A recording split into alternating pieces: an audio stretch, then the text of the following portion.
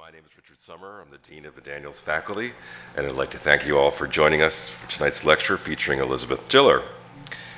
It's an unusual sellout crowd because it's the end of our semester, and usually our students don't come downstairs, but tonight's an exception. And I should also mention and welcome all the people that are in our remote rooms, both next door and downstairs, 066, okay. Good evening to you too. You can see me. Can they see? Can they see? Okay. So before I begin, I want to thank our sponsor, Bulthaup, for making possible an exceptional series of lectures in 2011-12, culminating in this, the last public lecture of the academic year, although we do have a small symposium coming up later. This is the 6th year of our partnership with Bulthaup, who's represented by Naomi Chris tonight. Naomi.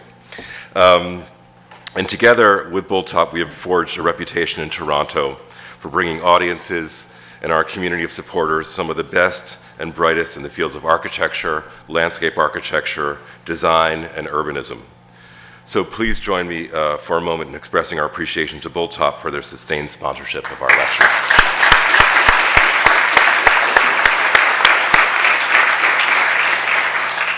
Okay, and now to our speaker. I'm thrilled to welcome to our school and to Toronto, Elizabeth Diller, founding principal of the firm Diller, Scofidio and Renfro, and among the most talented and trailblazing architects of her generation.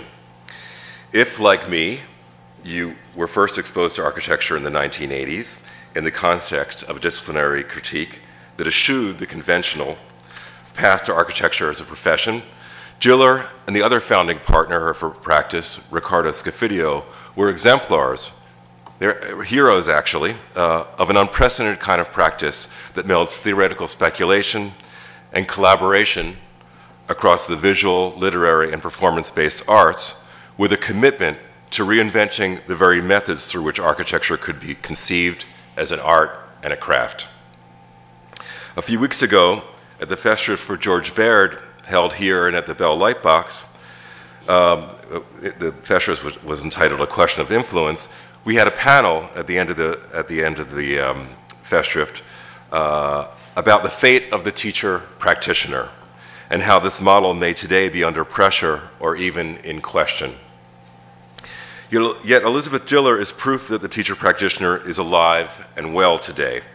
She has devoted herself equally to the articulation of theory, design practice, and teaching, even in the face of ongoing pressure to have these activities become, again, as they were a couple generations ago, professionally distinct.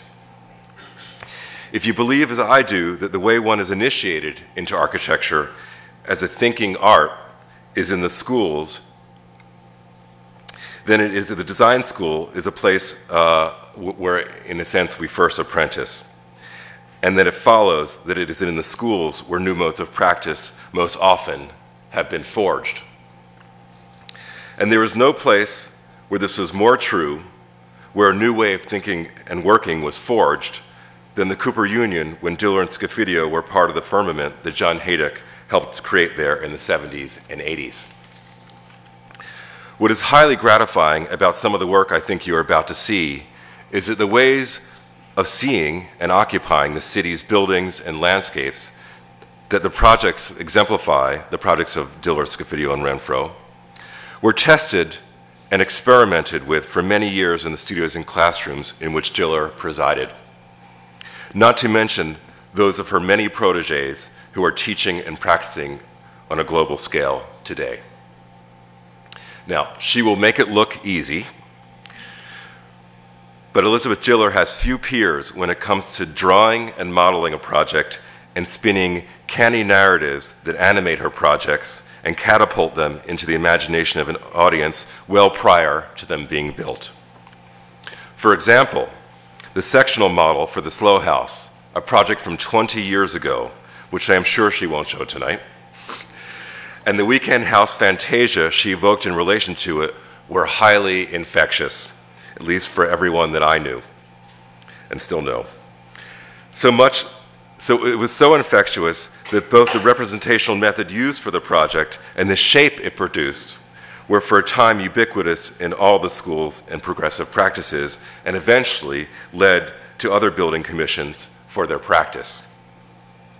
I was in the audience a little more than a decade ago in Boston when Diller and Scofidio presented in a competition they ultimately won to build Boston's Institute for Contemporary Art, Boston's first new museum in 100 years. At the time, Diller and Scofidio were still considered an up-and-coming avant-garde practice, even though their firm had existed for 20 years at the time. And I really don't know whether it's a blessing or a curse that our most important architects have to wait until the second half of their careers to get major commissions. But it has been an amazing decade for Diller, Scofidio, and Renfro, and I won't go on too much longer so you can see all the work that has flowed during this time and some that is right now in the pike. But to put what I'm saying in a broader context, let me just cite some of Liz and her partners' accomplishments. Most recently, Diller, Scofidio, and Renfro have been credited with changing the face of New York City. This impact includes their widely celebrated design for the High Line, which some of you, I imagine, have seen either in person or at least in images, and the transformation of the Lincoln Center for the Performing Arts. And more projects are on the way in New York. But Diller's work goes well beyond reimagining cultural buildings and obsolete infrastructure and creating spectacular new works of architecture. Her firm's many projects include a Mitras designed in 2006, and that's 4 years before Lady Gaga donned hers. And Blur, a temporary mid-lake installation commissioned for the 2003 Swiss Expo, which immersed visitors in a spectacular mist cloud. Diller and her firm have received widespread recognition for their work. In 2010, Fast Company named Diller, Scofidio, and Renfro the most innovative design firm and among the top 50 most innovative companies in the world. In 2009, Diller, along with her partner Riccardo Scofidio, made Time Magazine's top 100 list of the world's most influential people. Diller and Scofidio were also the first architects to receive the prestigious MacArthur Fellowship, also known as the Genius Grant. Diller is a fellow of the Royal Institute of British Architects and the American Academy of Arts and Sciences. Other prestigious awards and honors received by Diller, Scofidio, and Renfro include the National Design Award from the Smithsonian in Washington, D.C., the Bruner Prize from the American Academy of Arts and Letters, and an Obie for an off-Broadway theater production. Finally, I have already mentioned her renowned influence as a teacher, and she has spent most of her years teaching as a professor of architecture at Princeton University. I'm sure there are some former students in the audience, as I know at least one or two that are on our faculty. So please join me in welcoming Elizabeth Diller to the Daniels Faculty of Architecture tonight.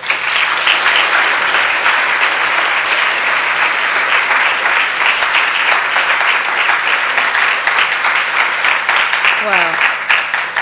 Thank you so much. Did my mom help you write that introduction? Well, I have to say that I feel older somehow, having heard all that whole history. And there's something to be said about being a practitioner, teacher, that years are like dog years. You know, I feel every year that goes by, 7 years, is equivalent of that much human energy. But somehow it gets done, and I think it's really important that that teachers, let's put it from the position of teachers, that teachers also do stuff in the world, not necessarily build buildings, but just make things that are out there. So I'm committed to doing that for the rest of my life, hopefully, until they kick me out. So I thought that today I would, I put a couple of projects together that I think may have something to do with one another in relationship to the political in our work. And over the course of our production, which started off basically on borrowed and stolen sites, to various interventions that were commissioned, to being invited in the gallery and the museum, to then all of a sudden stepping into the museum and speaking the voice of the museum. So going across the wall and through the wall, both in terms of performance and theaters and making pieces of art and then making museums for them. It's really gotten me on all sides of the wall, and every once in a while I have to step back a little bit and just say, well, what are we doing? We've always had a critical practice. All of a sudden, we're the man. We're on the other side, and we're doing all these large projects. Is that necessarily bad, or is there a way to hold on to a critical voice and also be generative? So we used to lob grenades, and now we're actually doing things with enthusiasm and optimism. And so I'm going to share just a couple of projects with you on that note. And the first one, it happens to be an installation. Our work continues to weave in and out of different media. And this particular project was an installation at the Cartier Foundation in Paris, and was a large exhibition called Terra Natale that was curated by Paul Virilio. And Virilio asked us if we would do a piece of the show, and he was very interested in the theme of human migration. We put a team together to do this, and fairly independently of Paul, and the team was composed of Laura Kurgan, who is a colleague architect, Mark Hansen, a statistician, and there are geographers and programmers and a bunch of other people, collaborators that were really vital to the project. And the piece was shown at the Fondation Cartier, and then it went traveling, and it has a long life, hopefully, to it. But basically, it starts with the position that home isn't what it used to be. Human migration has grown to unprecedented levels over the past decades. And populations are on the move for many reasons, for political reasons, for economic reasons, environmental reasons. And basically, those three categories of stimuli for movement are very often intertwined, and we don't really understand necessarily all the interrelations. So the objective of our part of the show was to make palpable the effect and the drama of uprooting populations and using a narrative structure, but without conventional narrative media. Like, we didn't want to make a movie, and we didn't use photographs. These are kind of palpable ways of understanding and seeing people on the move, and one can empathize with those kinds of, and even text, one could empathize with those kinds of media. But we limited ourselves to just animated graphics. And this was a part of, I'm just thinking about Brian's past. We go back many years, and zone was really the root of our first idea, our first strategy of making a story, but in print form without using text. And so this is a kind of extension of the work that we did for Zone Incorporations very, very long ago. This is the setup. This is an animation of what the setup would be. It's basically an immersive panoramic room with video projected all the way around. And a video globe orbits the room, and it prints and erases each time it comes around. So it takes 45 seconds for it to go around this space, which is about 35 feet in diameter. So, and the whole piece takes about 50 minutes. So the piece uses only data. And we collected data from all sorts of sources, probably like 100 reliable sources. There are many thousands of them. But from these sources were really serious. And I'm just going to go, well, this is a still from it. This globe is, that's about the actual size of it. And it's conceived backwards, flopped, so when it goes around, like in the animation, it actually prints or erases, but it can print the map, right reading. So that was one of the conceits.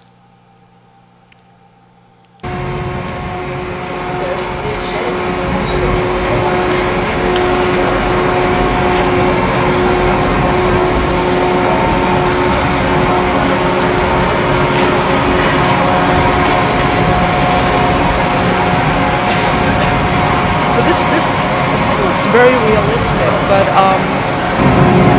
even when you're there, it felt very, very three-dimensional.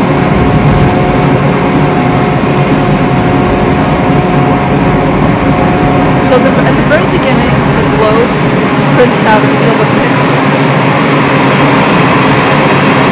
And in this case, each pixel, it's really loud.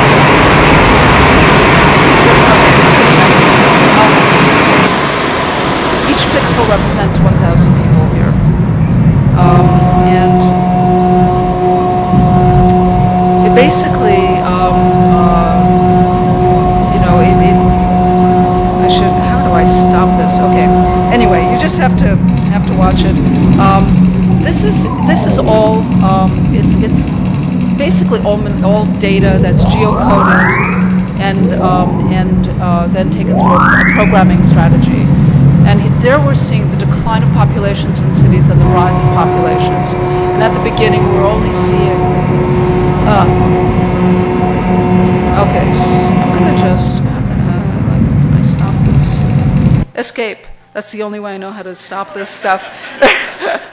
I know there's probably something simpler to do, but I just wanted to say that that this is that it's really important that this is data-driven, entirely data-driven. So so you basically there's a kind of design strategy, and then you just geocode the pixels, and then they just move to various places. And when you saw the land masses form, that's only geocoded pixels, and that's just showing the population drift to major cities. And so you saw the map of the world with a population 1 pixel per 1,000 people.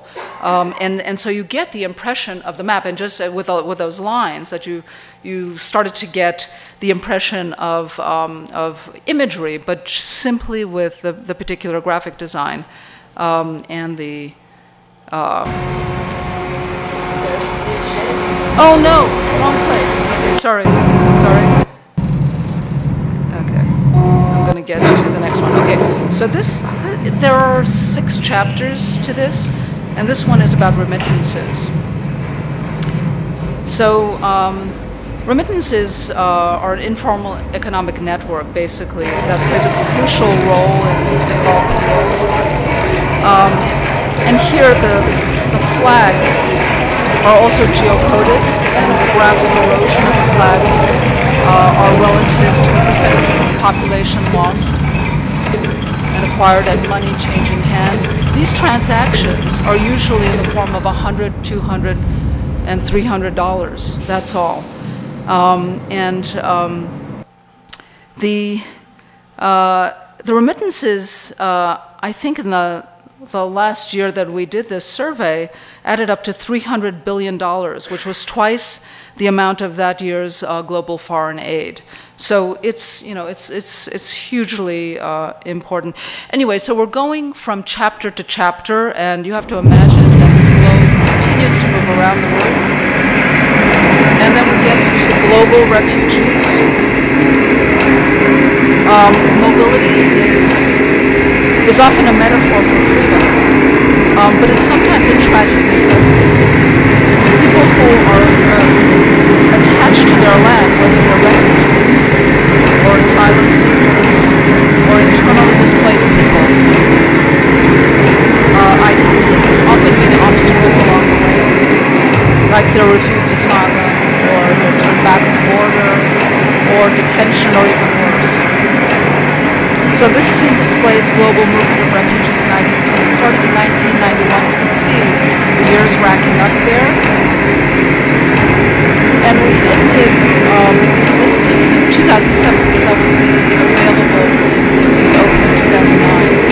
that was the last available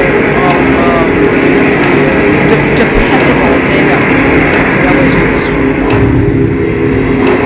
And so this goes to various hotspots.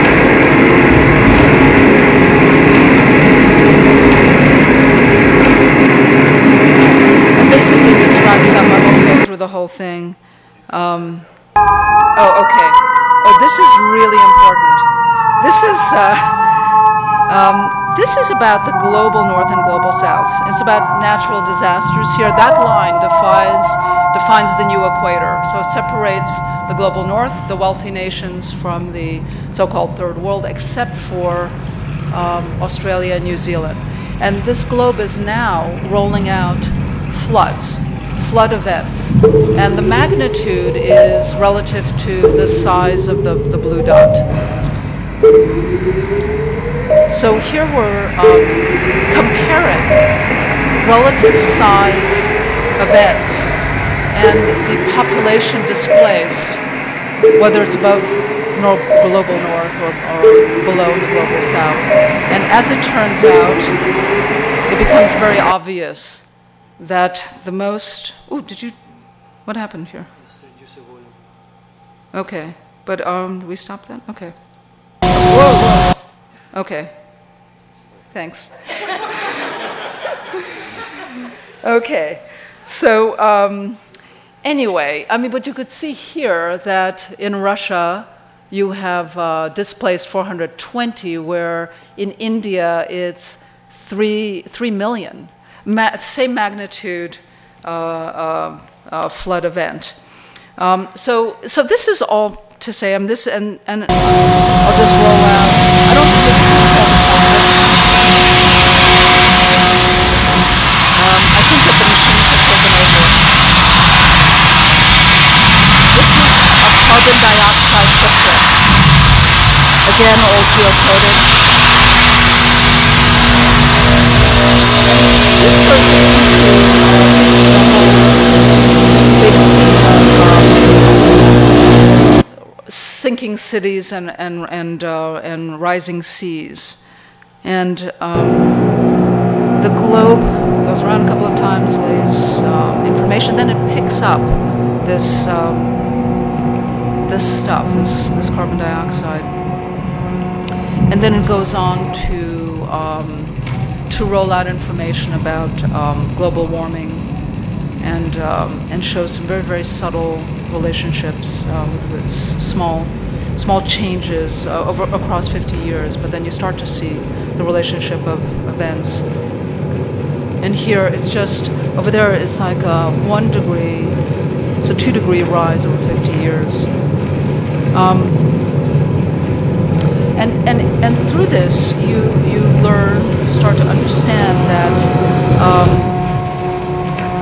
that in 2100, rising sea levels would submerge large parts of many cities, and in many cases entire towns. And the inhabitants of these sinking cities will be the first victims of global warming, despite the fact that they're often the least responsible for it. The last chapter of this, and it goes on, but the last chapter is about the movement of populations due to desertification and deforestation.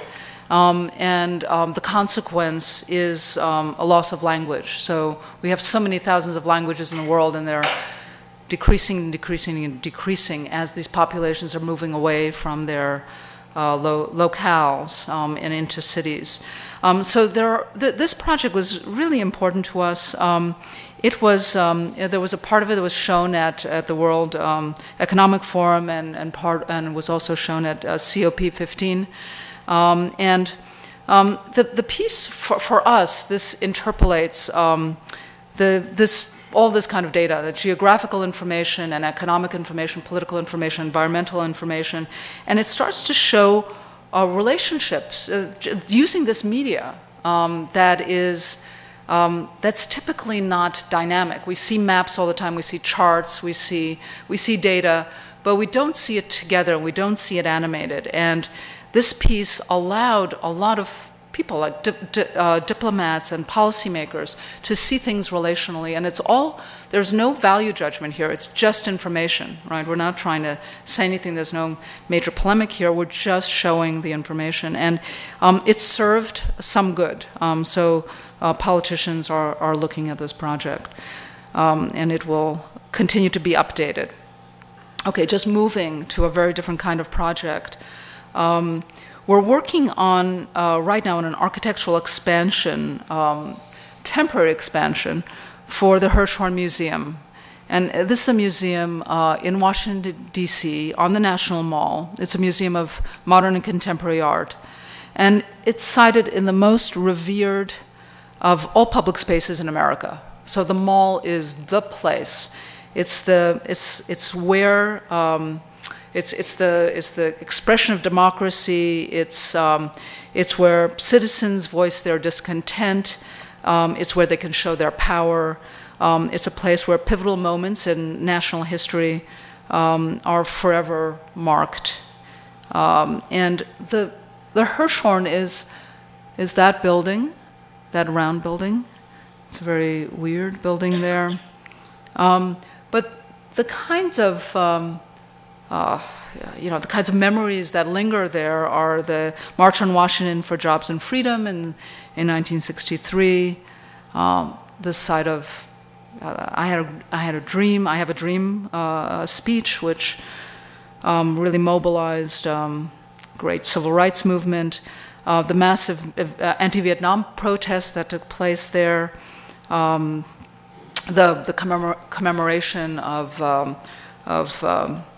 a whole culture that died in the pandemic of AIDS, the March for Women's Reproductive Rights, and it goes on and on and on.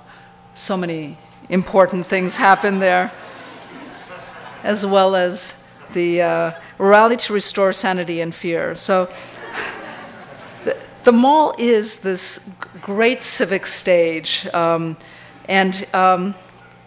it kind of represents, it's a place for any kind of discontent, and even if you don't exactly know what the issues are, the mall is synonymous with free speech. So, the agenda here is, I think, just public commiseration, and that's enough. But there is a disconnect between the communicative discursive space of the mall and the mute museums that surround it. So the passive relations between the museum and the audience is repeated each time any of these museums. Each of these museums does the same thing. It basically presents information and the public receives it. It's always in this very passive role, and it's so dynamically different from the mall that it surrounds. And for us, that was a very important start here. So the Hirshhorn, Richard Kosholek took it over, and Richard is a great dynamic director and very adventurous guy, and also very much sees that architecture and making and space making is part of a kind of general cultural discourse, and so he protects architecture. But when he came to the Hirshhorn in 2009, he was determined to take advantage of the museum's unique location, the seat of power. So you don't often get a contemporary art museum, modern and contemporary art museum, in the seat of power, and how do you use it as an instrument? So he wanted to make something more explicit happen there. The question that we all had to ask ourselves when he asked us for this intervention in the museum, we had to ask ourselves: is it possible for art to insert itself into the dialogue of national and world affairs? Is that even possible? And could the museum be an agent of cultural diplomacy? Can we step into that? Can we do something there that is not mute, that takes advantage of the dynamics of the place and the meaning of the place? There are over 180 embassies and 500 think tanks in DC. There should be a way for the museum to harness all that brain power somehow and take advantage of where it is. So There's a Hirshhorn, and there it is a little closer up. It had its own really interesting history. But the important thing here is that when, and I'll just go to, this is it, he decided that Koszalek and his team decided to expand its mission. So beyond exhibiting modern contemporary art in its galleries, it would become a public forum. So that's the idea, a public forum on relevant issues of art, culture, politics, and policy. So this project would have the global and political reach of the World Economic Forum. It would have the interdisciplinarity of the TED conference, but it would be a place for these temporary events and conventions. So the intervention is a temporary one, and anything permanent really didn't have a place there. So that's the Hirshhorn today, as it looks like today. It's basically a 230-foot diameter concrete donut. It was designed in the 70s by Gordon Bunshaft. And it's this sulking and silent and cloistered and arrogant thing that we love and hate. Architects, I guess, you know, we can't, everybody else hates this. I don't hate it. I mean, I think it's kind of cool. But it's definitely resistant to anything, even showing art. It's not really easy to do that in there. But one of the redeeming features is that it's lifted off the ground like a flying saucer, but it's so heavy. It's so incredibly heavy. And the interior looks like, you know, I don't know, it's really weird. It's like a government institution. It certainly doesn't look like a museum. But it's also interesting that the center of this building is a hole. So how many opportunities you have that? All of those monuments on the mall, they're all big stone things, but none of them are lifted and have a hole in them. So it's a step in the right direction. It's easier to get one's head around this. The galleries surround this void, and so to the inner band there's circulation, but all of the galleries are shaped like that. So when the Hirshhorn opened, Ada Louise Huxtable had some choice words for it. Neo-penitentiary modern, the maimed monument in a maimed mall for a maimed collection. It was really pretty brutal. It didn't receive a very good welcome. But now, almost 4 decades later, how would this building expand for a progressive new program? And where would it go? And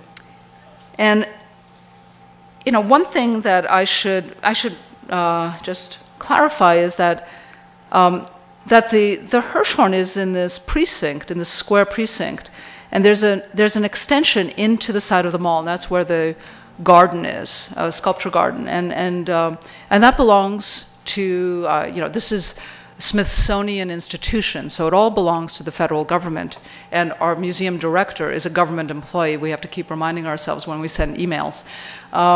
But it couldn't expand out into the mall because the mall is untouchable. You couldn't build out there. So we were left with the actual site, which is basically a square court with this circular building and a 10,000 square foot hole in the middle. And there's a fountain just off center in that hole.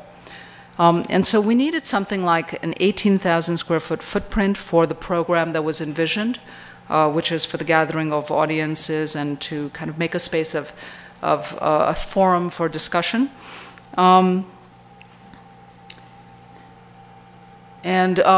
We couldn't build out there. We had to use the hole. I mean, that was the obvious place to expand. But what would the language of this be? Most of the buildings there are neoclassical. They're heavy, they're opaque, they're made of stone or concrete. Ada Louise Huxtable called them the dinosaurs of American culture, disposed to infinity, you know, and that's the way it feels. But what should the material of this new program be? And we figured it had to be a material that is in stark contrast to the monuments of the mall. It had to be made out of air.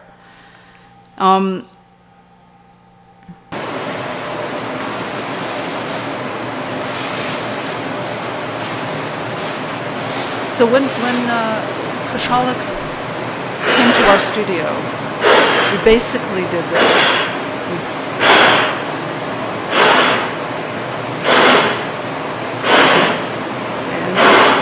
And he said, "That's it. It's perfect. This is what we want."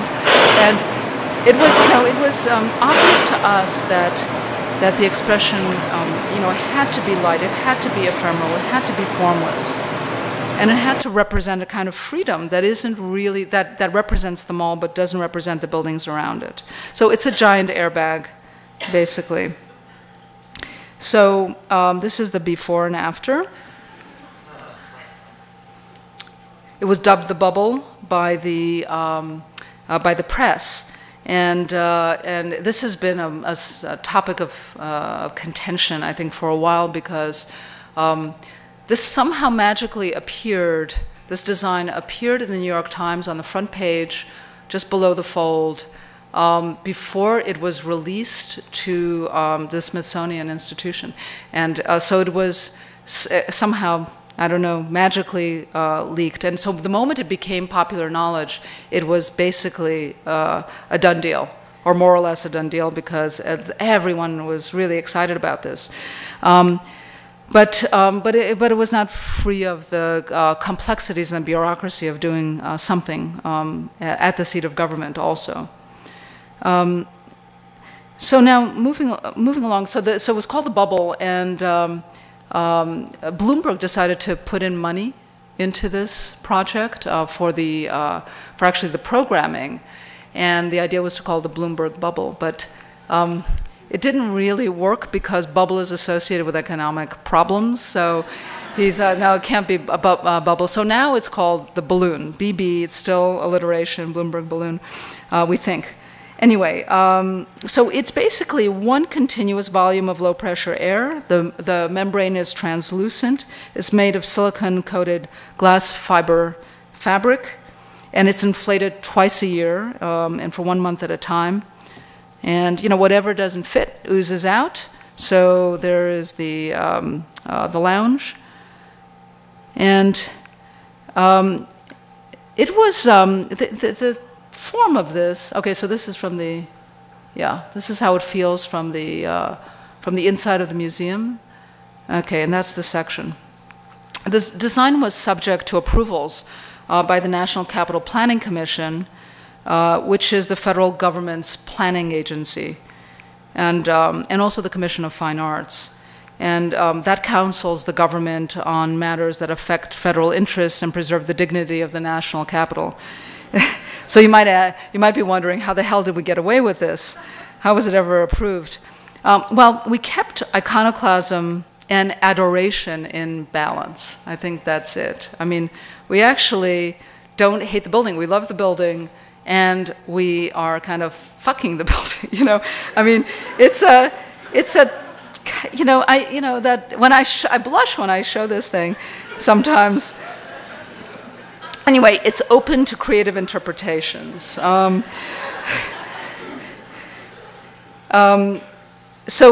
one of the problems was this Congressional Building Act of 1910. It limits the heights of buildings in D.C. to 130 feet, except for spires, towers, domes, and minarets.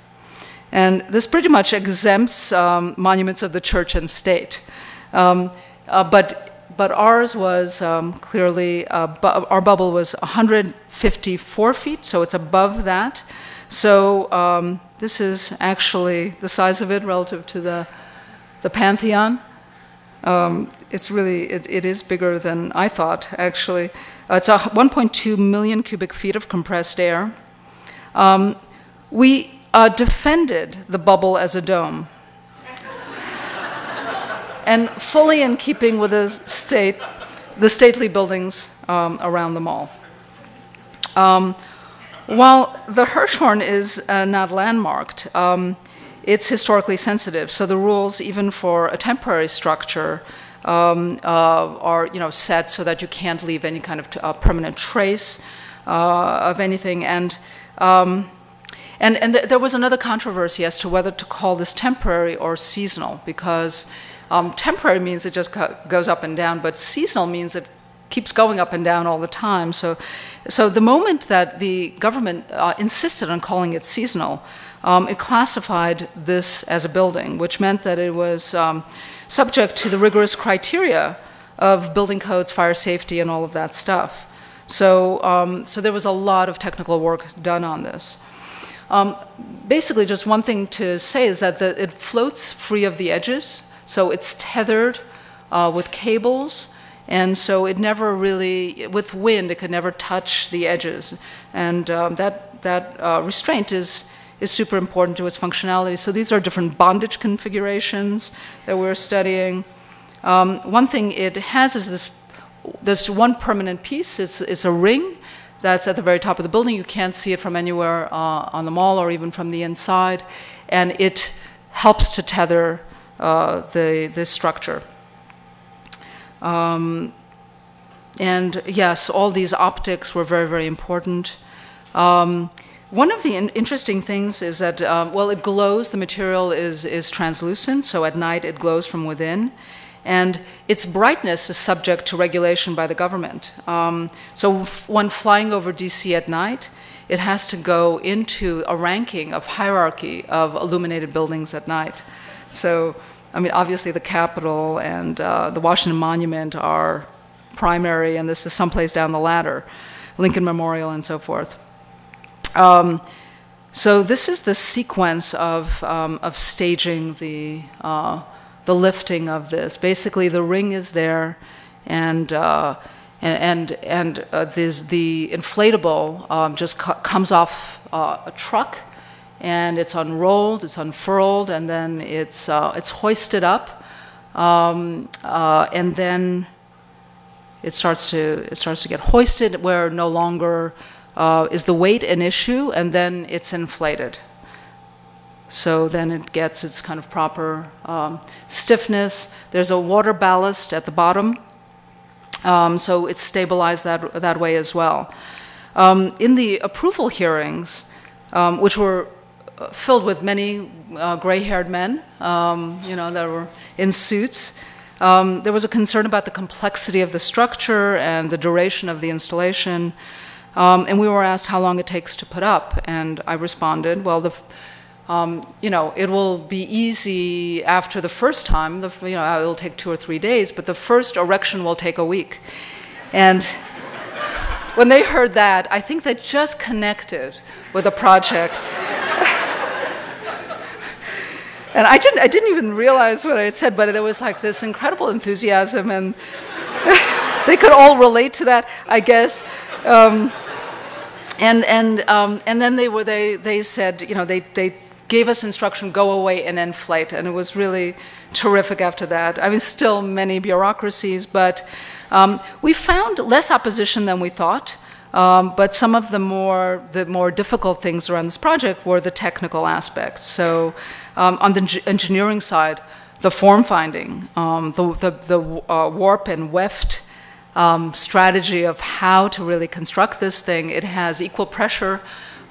It's exerted in all different directions, which is very weird because the Hirschhorn is, the slab at grade is actually over a basement. So there's pressure exerted down as much as up and sideways.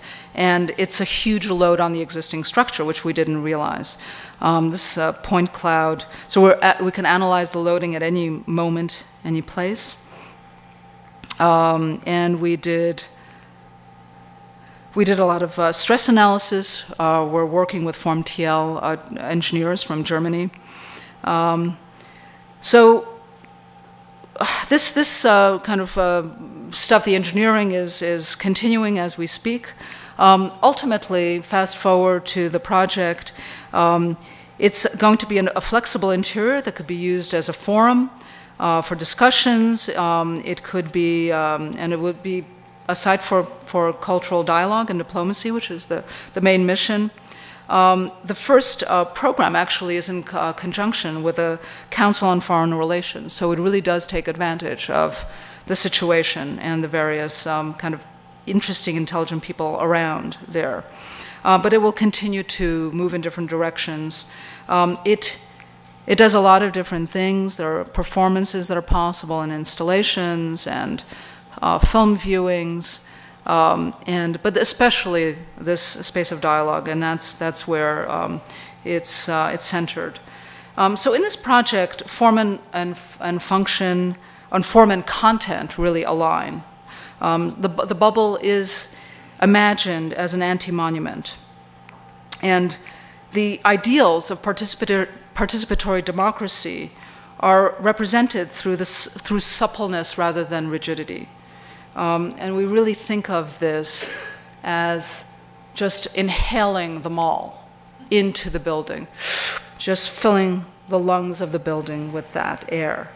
Art and politics occupy an ambiguous site outside the museum walls, but within its core, blending its air with the mall.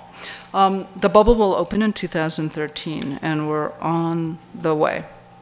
And this was a real quickie.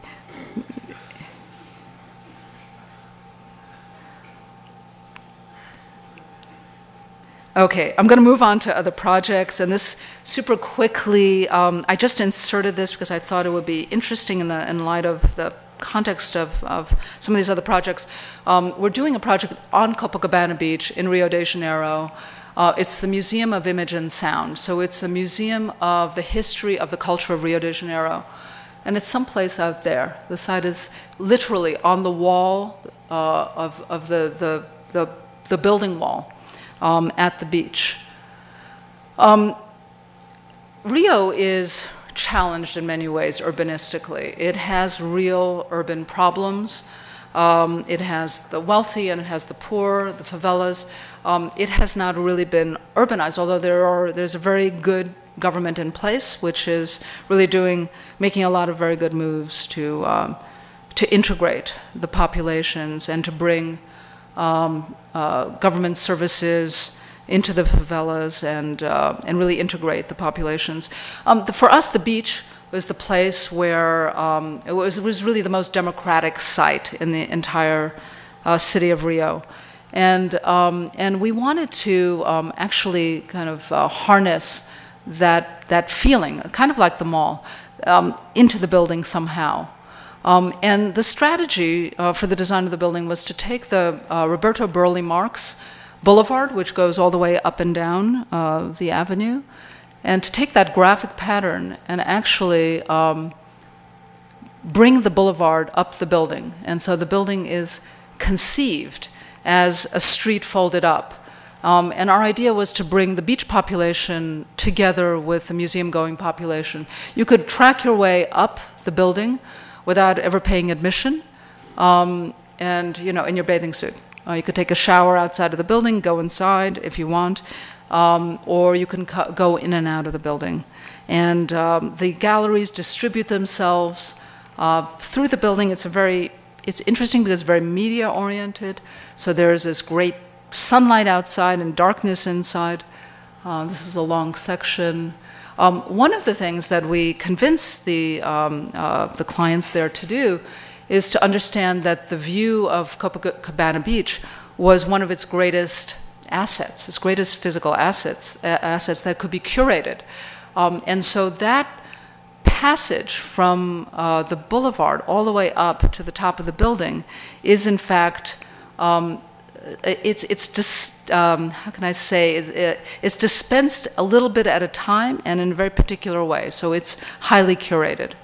And we did a lot of research around how to make a facade that will allow people in the museum to see certain things and not see certain things and so forth. So it works basically like a very deep screen made with these follicles. And that's what it's going to look like from the outside. So from the outside, it's very hairy. From the inside, there are just small bits of light that come in, and you can, as you move up, those follicles are moving in different directions. So sometimes censoring the view, sometimes only revealing the sky or only revealing the sea, and sometimes only revealing the beach. This project is in construction right now. The foundations are being built. Okay, moving on to New York, the High Line. Some of you have been there. I'm going to tell a little bit of the story. It is an incredible story. You get a chance to do something like this once in a lifetime.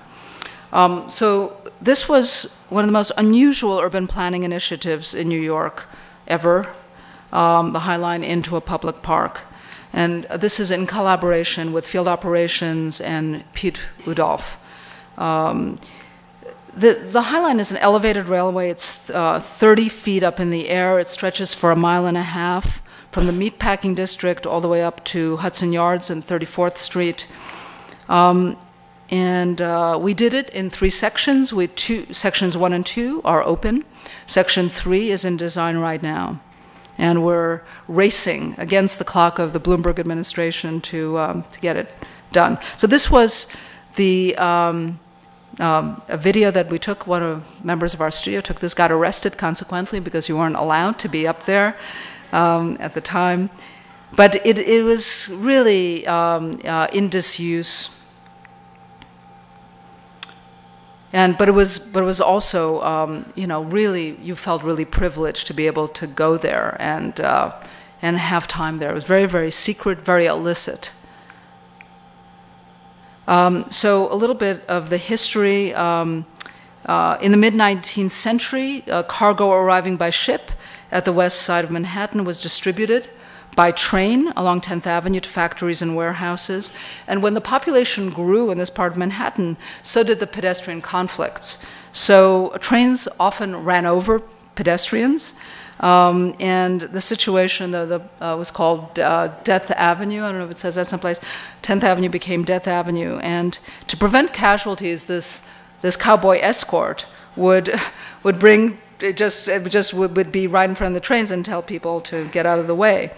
In the 30s, the High Line was built, and so it elevated these train tracks up over the street, and it basically functioned for about 50 years until the highway system came around and became the distributor, much stronger and better and faster distributor than train.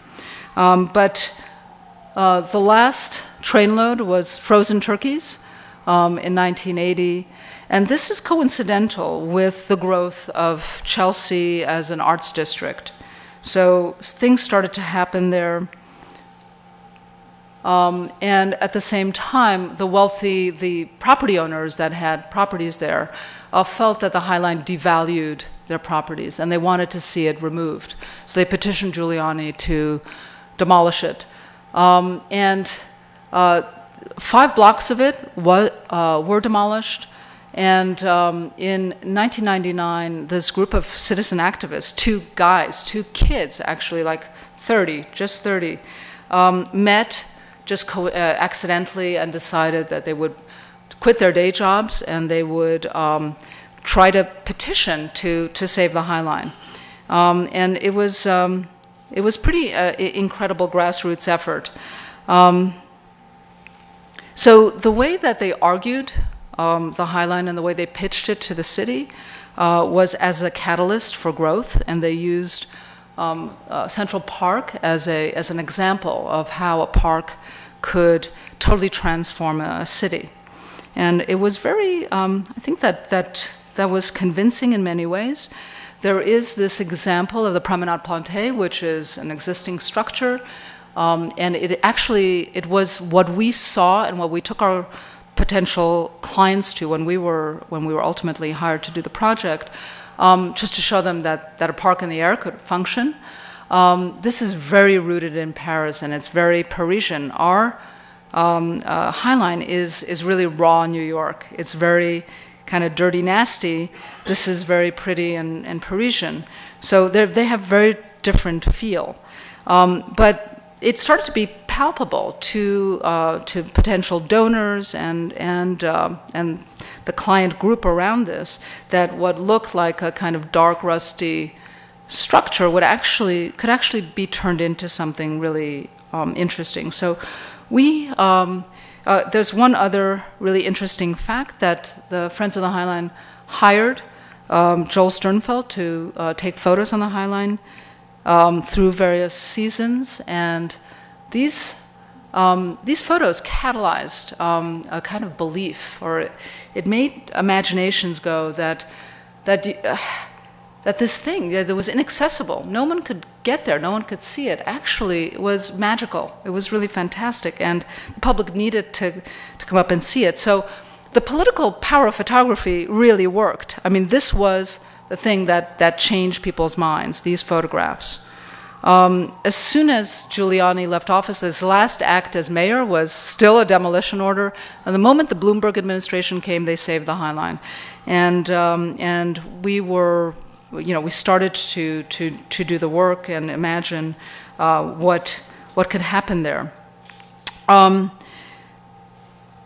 of the super interesting things is that over the years, this opportunistic landscape just took hold. It was just airborne seeds that some of them came off of the rail cars. So they were not indigenous species even. Some of them were indigenous, some of them were not. And they just planted themselves in the ballast, and you got like over 100 species there, just in this kind of very weird urban ecology, which just flourished there.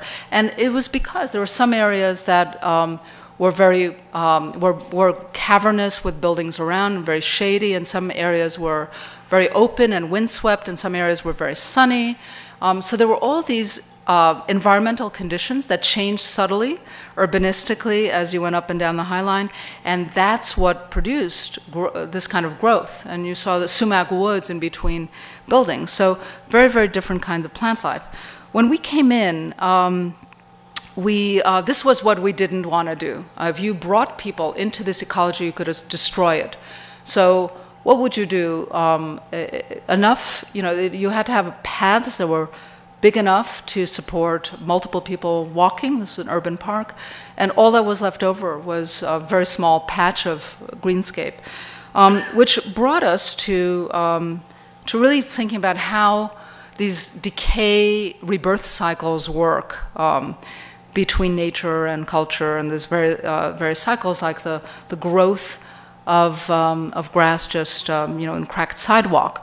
That could there be a balance between culture and nature? And we saw this site as being incredibly beautiful. It was kind of nostalgic, but it was post-industrial site, and we had to interpret it forward. But it also had to kind of hold on to that poetry somehow. So we came up with this idea of a paving system that could be put together out of units, and there were long units, and they were shaped, and they could comb together with the greenscape in various combinations, from 100% hardscape to 100% soft green bioscape. And we called it agrotecture.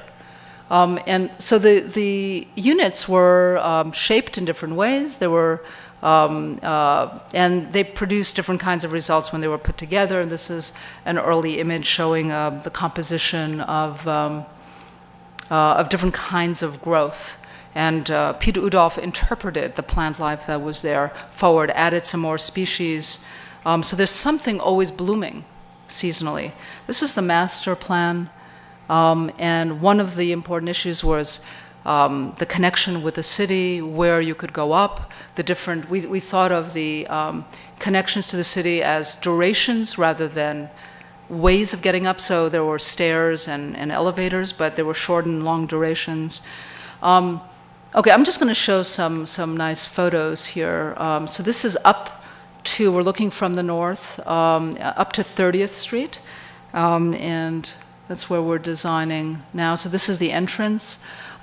We treated that blunt edge of where that 5 blocks was cut away as a raw edge where the earth comes right up to the edge, and a slow ascent in. So it's not doesn't have a glamorous entrance.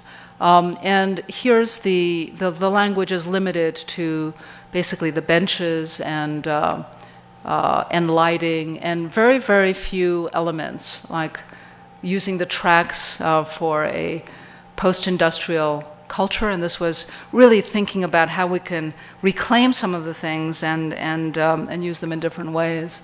So a place of leisure was really kind of key, but also not doing too much. This is a project in which the voice of the architects has to be pretty low, because there's so much already going on there. But to achieve what we achieved, it took a lot of energy and a lot of design actually to get there. So also the lighting, and here you see the growth, and it's very lush now. After in the spring, it'll start to really come up again, and it's still in the sea of cars, and it's kind of a the context is extremely important. So there are new buildings that are coming up. That's the Gary IAC building. And we got this off the internet. Our best photography comes off the web. Rely on other photographers. So these photos were taken just recently of Section 2, very, very different condition where it's extremely tight, much different from Section 1, squeezing between buildings and kind of interesting, that chimney and interesting vistas, but very rapidly changing. This little car thing was there when we took this picture. It's no longer there. Now they're going to be building a building on that site. So it's constantly going through an evolution. One of the things about the High Line, this is one of my favorite parts, was this the spur that was there that crosses 10th Avenue. So the High Line just moves diagonally across, and there's this one spur that's solid. And we cut out the floor there, and we also cut out this solid wall and made it transparent, and allowed the public to just, there's a little tiered space for the public to sit and watch the traffic. And they do that. And I have to say that the thing that has been so successful with the High Line is introducing New Yorkers to the concept of doing nothing. I mean, you can't do anything there anyway. You can't throw a ball. You can't ride a bike. You can't do anything there. You can only walk or sit. And so to highlight that, this is like more than nothing. It's like looking at a lava lamp. It's like looking into a fireplace. And somehow, our culture is so, bent on using every spare moment of time on something, whether it's if you're walking, it's about burning calories, or you're on your device or something like that. But the New Yorkers are really exalting in this notion of really doing nothing, and it's a very old idea in Europe. The notion of promenading is very old-fashioned, but it's a new discovery for New York. It's really about slowness, and it's very Seinfeldian, I have to say. It's just nothing. It's about nothing on top of nothing. One of the interesting things that has happened, so there are all these blank walls that look onto the High Line. The High Line was never had value, but now that the new buildings are being built on it, there's this, what is this, phototropic effect that now they're all going to the source of this, and they're Neil Donari, all of a sudden opening up to the High Line, and all these. That's a nice building. There's some very ugly buildings that are all glass that are facing the High Line now. So it's definitely changing. And there are some of these buildings that look like they've been there for at least a couple of decades. Well, they're new and they're really horrible, but they're all facing the High Line. They're all selling the real estate. These apartments are going for a lot of money because it's the High Line. And so it's very marketable. But in terms of unanticipated effects, there are a lot of other things, and they just keep coming. So this is the Standard Hotel that was done by Polshek, and it was on part of the site where you could actually build over. The zoning allowed you to build over the High Line. You can't do that north of 14th Street. And so this was the last thing that happened that way. And it turned out that the occupants decided that would be a really great theatrical forum for displaying all sorts of things, and so this became like a really interesting dialogue between this public that was, and people come with binoculars. Anyway, you know, you have a captivated public, and it's mutual consent, and it just happens. But we could have never anticipated that, and it's kind of great. This was at 20th Street. This is where the High Line ended after phase one. So there was a gate here and a fence, and this tenement was just to the west of the High Line, and that tenement window right there where the laundry is was by accident. There was a construction light that was focused on that, just simply by chance, and it turned out that there was a cabaret singer that lived there, and every night she would come out, and that light was on her, and it was just by chance that it was on. And then she put all her equipment out. It was called the Renegade Cabaret, and she would have an audience every night. This is a really kind of interesting and strange evolution of things. There were a lot of vendors wanted to come up there and treat it like the street. So all sorts of tchotchkes that are High Line souvenirs and things like that. And we were horrified by the very idea. But there is a big controversy over what is creative production. And this is being contested. This is an artist or artist vendor that was arrested when he was selling his wares without a license there, and they're only giving a certain amount of licenses out. Basically saying that it's his right to free speech to put art out there, but it's not the street, it's something else. So it's called expressive matter and is protected by First Amendment rights. So there's a contest that's happening there. Other unanticipated effects. The High Line became a gold mine and far more successful than we could have ever imagined. The rate of gentrification came fast and furious. It was once considered an eyesore, but it ignited this incredible feeding frenzy for developers. And so now there are more than a dozen luxury towers. A new branch of the Whitney is in construction, the Standard Hotel that I showed you. Notable architects like Jean Nouvel and Frank Gehry are around there, Sugar Ruban and others. Andre Balazs is there as a developer. The High Line cost to date has been $153 million, and it's generated over $2 billion in new developments for the city. So the guys that were arguing the importance of this are redeemed in a sense, but locked into, I think, a kind of a problem of their own making, that it's almost too successful. So these are buildings going up all over the place, star-studded events, Norton and what's his name, Kevin Bacon, and this was just some exploitation that happens around the High Line. David Bowie was named his festival High Line Festival, even though it was on the other side of town. But just to use the name the High Line, it was like a very big deal, and he gave a couple of $1,000s to the High Line. Everything's called the High Line. The name is not protectable, so everybody is exploiting the name. And it's a place for high fashion. There are shoots every day. It's thought of as the place.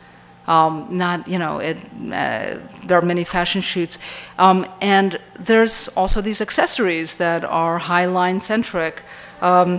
That are sold. We're benefiting from this, I have to say. The Sex and the City, that dress is a High Line dress. The bag is a High Line bag. So yes, this is what you refer to, the meat dress. And I have to say that there was a competition for Miss Meatpacking District Gown. And we entered the competition. There were a lot of fashion designers, and we won. And this was there were no mechanical fastenings here. It's only fat to fat, and And this held together for a while, until the meat dried out. But we were very, very happy to win this. But so, the buzz around there, I mean, we are inside of it. We can't really get out of it. You know that you've become part of popular culture where this is, what is this? This is the Family Guy. This is the establishing shot for Family Guy. And then, what's his name? Larry David and Daredevil comics. So this is very much has become part of popular culture. This is, I have to read this. This is a perfume that's come out. It's called Highline Bond No. 9. And it's advertised as the world's first railroad fragrance. The scent of wildflowers, green grasses, and urban renewal. Much like the park's steel roots and industrial surroundings, the scent is a fun floral in a very modern industrial way. I don't quite get it, but anyway, the High Line is proliferating, and this is there some in Canada. I guess on the other side of Canada, there's some thinking about doing something with. There are all these infrastructural projects that are basically like a High Line just goes wild all around the world. So this is having some traction. Chicago Bloomingdale Trail and the Philadelphia Reading Viaduct. So there are initiatives all over Jersey City, the Embankment, St. Louis. They're all over the place. Yeah, it's quite Shenzhen, Milwaukee. I have to say that's a little too close for comfort.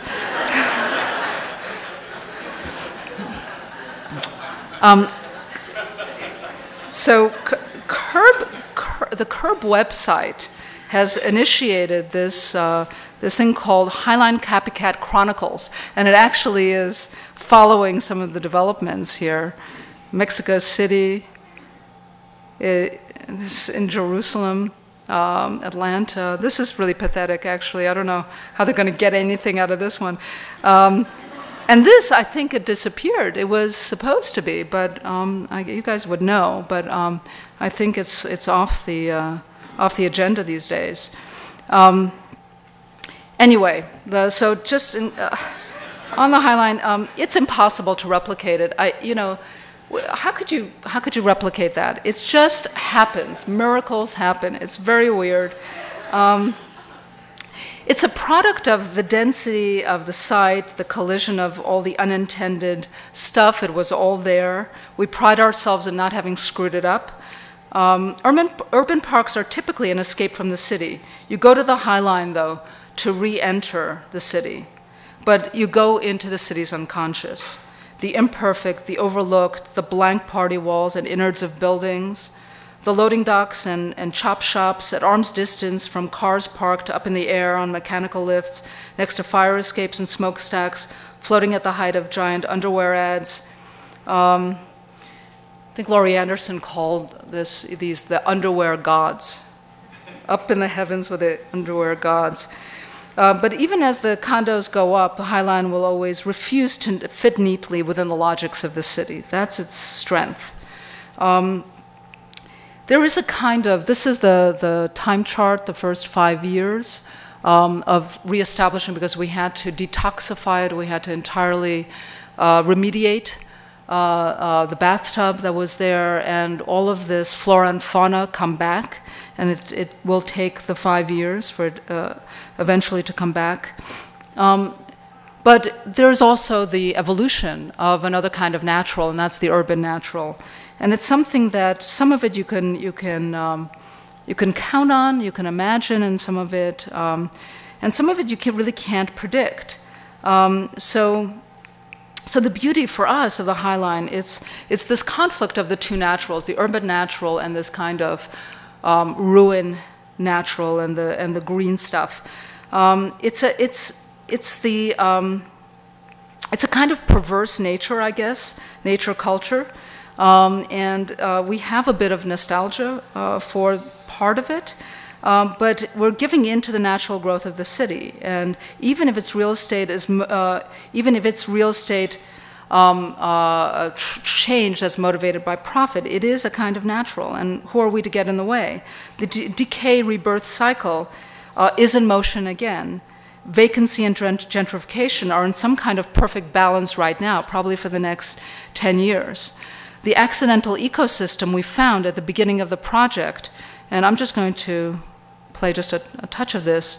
The accidental ecosystem that we found when we arrived at the project has spawned a new ecosystem in which natives, tourists, artists, executives, socialites, club kids, cruisers, retirees, sunbathers, fitness buffs, fashionistas, and even flashers produce a new biodiversity that's essentially New York. And this goes on to about a mile long, and I'm going to, in the interest of time, because we are out of time, I'm just going to show you really super quickly one project that is very much on our minds right now, and that's right here. This is the High Line. It's built to this point, and this dotted line is a development. It's called Hudson Yards, and it's going to be like Hong Kong in New York. It's overscaled, it's overdensified, it's residential and office towers. There was a site for cultural, that very small site, this overstates it, about 21,000 square feet, for cultural use. And we worked with David Rockwell. We put in an RFP, and by the way, that whole development is over the rail yards. So all of the Penn Station trains park there, and it's going to continue to be in use. There will be a platform built on top of that, and the big development on top of that, very expensive development. Anyway, our little site was between these new tall buildings, and it's only 21,000 square feet. So we asked ourselves, the proposal was, what can we put there that doesn't exist in New York? And we realized that there are so many museums that exist, so many cultural institutions that exist. What we could do in New York is make an un-museum, like something that isn't a museum but is a cultural place. It could serve future artists that are working in a whole variety of media, visual media and performance and other stuff. It would have great flexibility. It would be unbranded. Nobody owns this. It's actually its own institution. It's called the Culture Shed, and it is, in a sense, very generic, but very particular at the same time. The one thing that is truly new here, beyond the fact that it would be very light on its feet and very supple, and you wouldn't have to wait for years online for a museum to accept an exhibition that's traveling around the world. It would be very light on its feet, and it would produce and co-produce shows and have all sorts of other events. But the most important thing is that it's financially self-sustainable, entirely financially self-sustainable. And it does that by increasing its footprint. So it has 2 nesting sheds. This is the way we conceived it originally. 2 nesting sheds that make a large footprint. So the base building stays where it is, and the sheds are able to take other kinds of events, whether they're art fairs or fashion week or some commercial but related to creative industry event where we could actually produce income for the cultural institution. We presented this to the city, and they really loved it.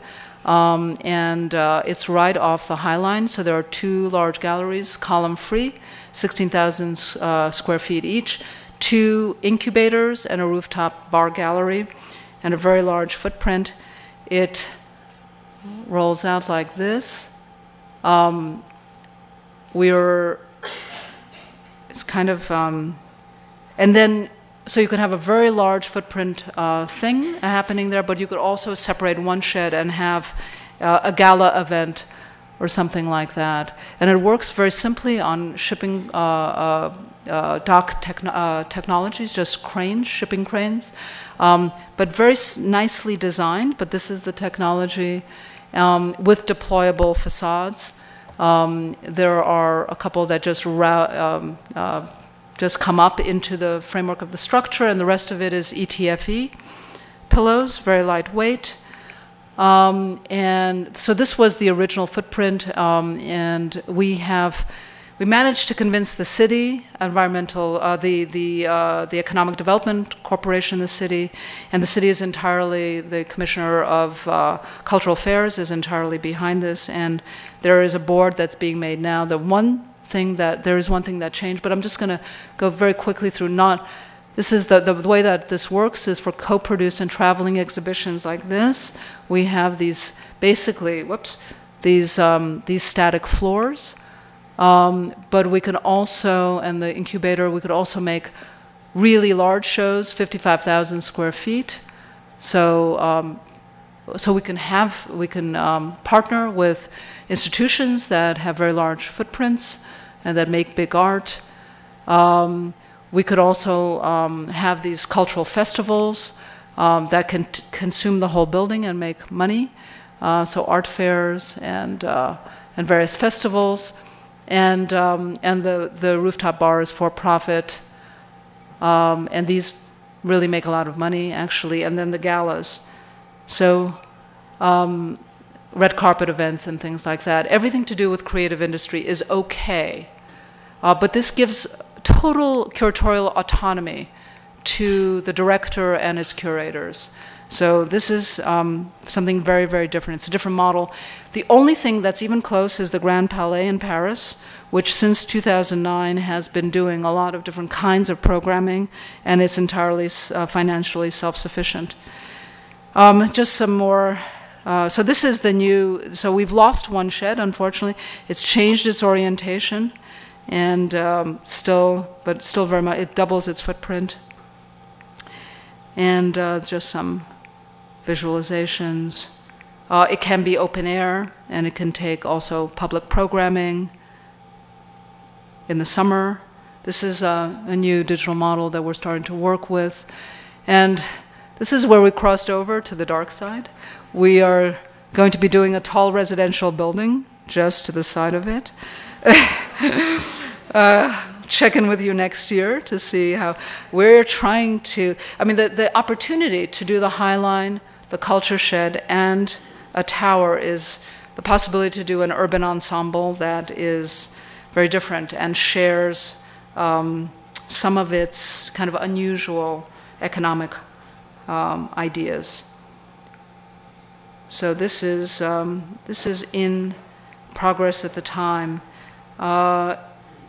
And so there it is next to the High Line. Its actual tracks are revealed at the High Line, so very thematic to the rail yard.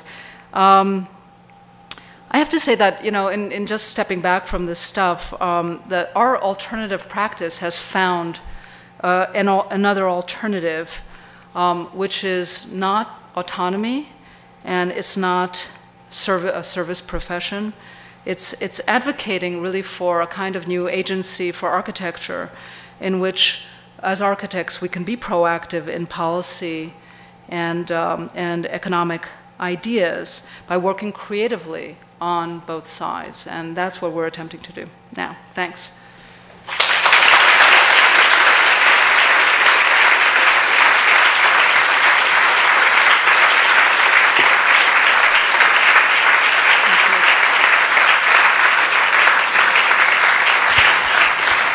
So I hear stomachs grumbling. So should we take a question or two, or?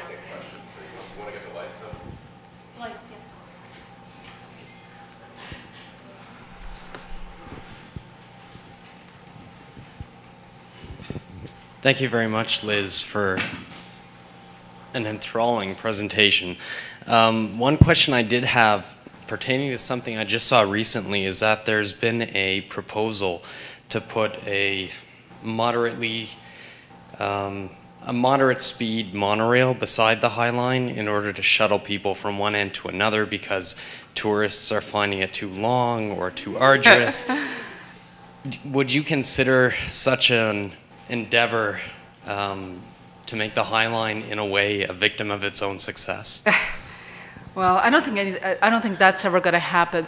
There is discussion about potentially some kind of boxcar, something on the Section 3 that might shuttle tourists around there. I don't know. I think that the High Line is really about the feet. It's about slowness. There are multiple entry points and exit points, and I think that what we're seeing right now is after Section 1 opened, there was incredible press and an incredible attraction to the High Line, and so it made it really a tourist destination. Section 2 opened, and everyone, it's very narrow, everyone from in the city that was very revved up by the High Line continued to come, but now all these tourists also came. And it's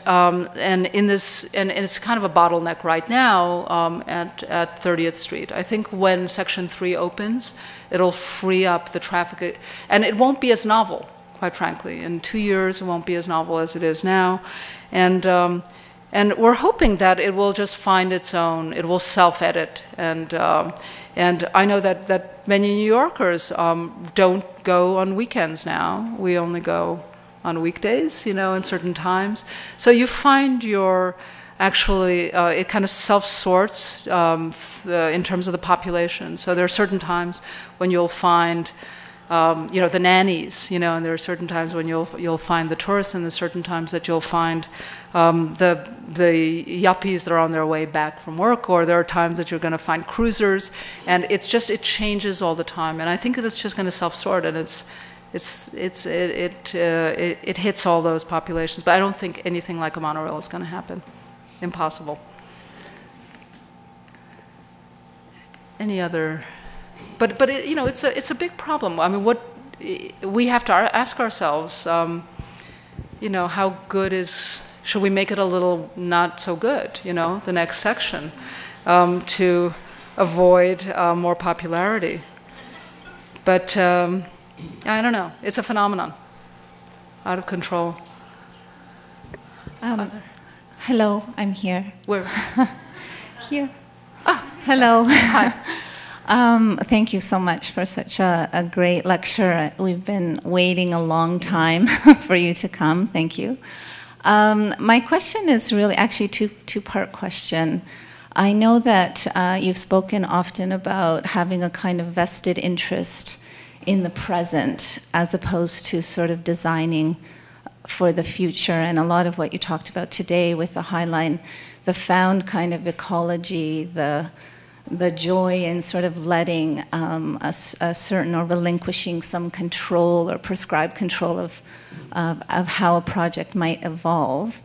My first question is, how much in the design process is a kind of projection of what that work might spawn or how it might change, like in the next 50 years? How much is that part of the design process? And the second question is, when a project does take on a life of its own, how much do you actually document that as part of your own work or for the next project, or does that become part of the project after, in a way that, like we might do as built, at the end? Is there a kind of discipline to how you follow that? Yeah, I think some projects are fun to document, like the High Line, because there are so many unpredictable things that happen, and I suppose we'll continue to do that while it still entertains us. There's a certain point where projects totally change meaning, and then it may be painful, to continue to observe. So I think, many of these projects, like right now we're making a book of Lincoln Center, and we see that as a document of the work, but we also see it as an artifact and a next manifestation of the work itself, as a book document that does have a lot of post-occupancy stuff in it, and so yes, it's a natural part of being alive while your work is there, and particularly when you work in your own city. You can't avoid it, which kind of hits the first question a little bit, that we are unusually, we're able to work in a city that we live in. And this typically doesn't happen. We're really, really lucky that way. Typically what happens is if you start to work and you do good work, you get discovered someplace else and you go over there, and then you get at some point you get brought back. We were at the right place at the right time. I think that a lot of it has to do with the Bloomberg administration. It was an administration that really cares a lot about public space and cares about architecture. So there are real advocates for architecture. There are also advocates for development, and that's not all good, but we really happen to be at the right place at the right time. And these various efforts that were happening around New York and continue to are nurtured by that administration. So you can get away with a lot of stuff. Generally with our projects designing in the present, I think we're all, when we do installation projects, they're very short-lived, and you think you understand the audience, and you kind of can think into that audience, and sometimes it's a mass audience, sometimes it's a small audience, and we always think of audience. That's definitely in our heads. But I think generally speaking, it's so hard to anticipate a future, and there's nothing that ages faster than projections of the future.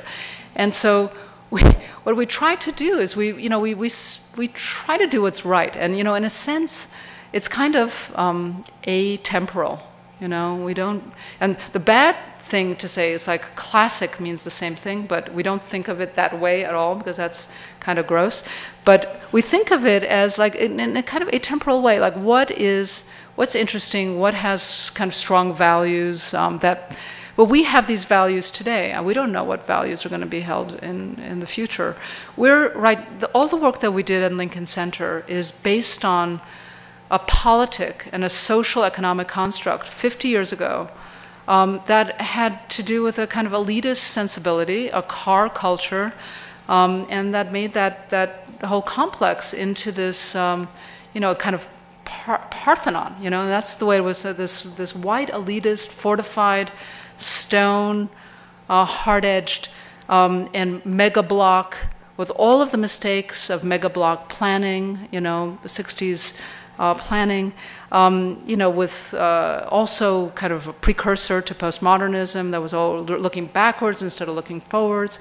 I mean, we inherited all of that, and we were aligned with the leadership there to open up that place, to break down the plinth, to open up, to make it transparent, to make it more democratic, to make good on the publicness of the public spaces and all of that stuff. It's our values today. And I keep thinking that in 50 years, who knows, what's going to happen. It might turn, we like to think of ourselves as being right, but who knows whether we are or not. So, I mean, I'm saying the bigger we, that public institutions should be public. So, I don't know. I mean, I think the answer to the question is we do work in the present, but we think about it as a 50-year plan, but, all you can do is just try to read between the lines and, read sites and read programs really with a thick perception and do something that's important, that will stick around, and that will be a sign of whether it lasts. All right. Thank you all.